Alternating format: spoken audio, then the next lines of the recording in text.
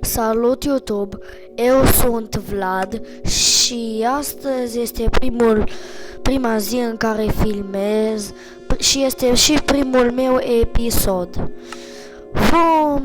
Voi încerca să fie cât mai frumos, să nu se mai audă atunci când suflu în microfon și să încerc să fac video tari.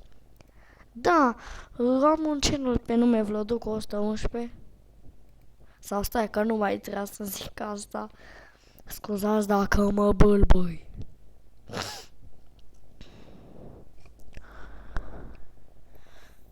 Astăzi vom juca pe Temple Run, pe hărți complicate și hărți necomplicate de Temple Run. Da, hărțile de Temple Run mi se par destul de tari. Nu întotdeauna.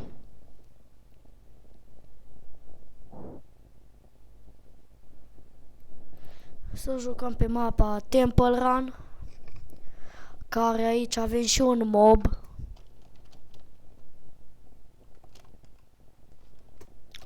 Imediat să vi-l arăt. Este un Enderman călare pe un zombie care arde. Mi se blocase mouse-ul. Acum vom face acest Temple Run. Da, trebuie să tragem de manetă.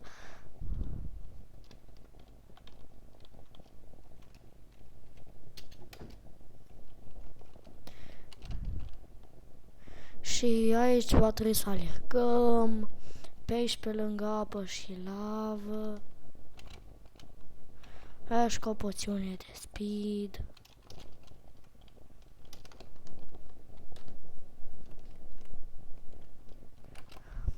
Alergăm pe aici, așa, frumos pe acolo. Sărim peste pom.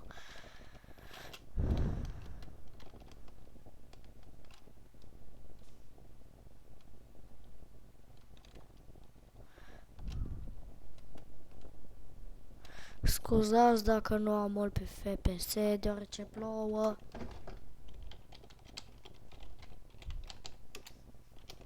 Primul nostru video va fi destul de mic, deoarece nu s-a întins să prezinte atât de multe lucruri și da, de asta o să fie așa de mic. Nu mă tragi ce este aici, cu villagerul acesta. Aici știu că este locul cu railuri, în care puteți să luați pe orice parte vreți. Asta îmi place mie la această hartă. Poți să o iei pe oriunde. De aici acest rail se lovește de altele două. Alegi în ce direcție să mergi. De aici nu trebuie să dai pe... Trebuie să te miști foarte repede. Acesta este și scopul. Mergem pe aici, așa frumos. Aici o să iau automat direcția și o să ducă railul dumneavoastră aici. Acum va fi un mini parcurs pe lavă. Pe aceste lemne sărim pe aici. I-am trecut acest parcurs fără să mor, fără să cad. Din a treia încercare. Și am ajuns la The End. Și aici m-a așteptat o surpriză. M-a întors la spawn.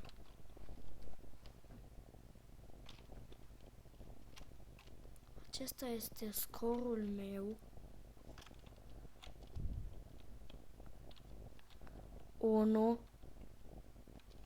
6 1 6 4 0. 1640 este scorul meu maxim.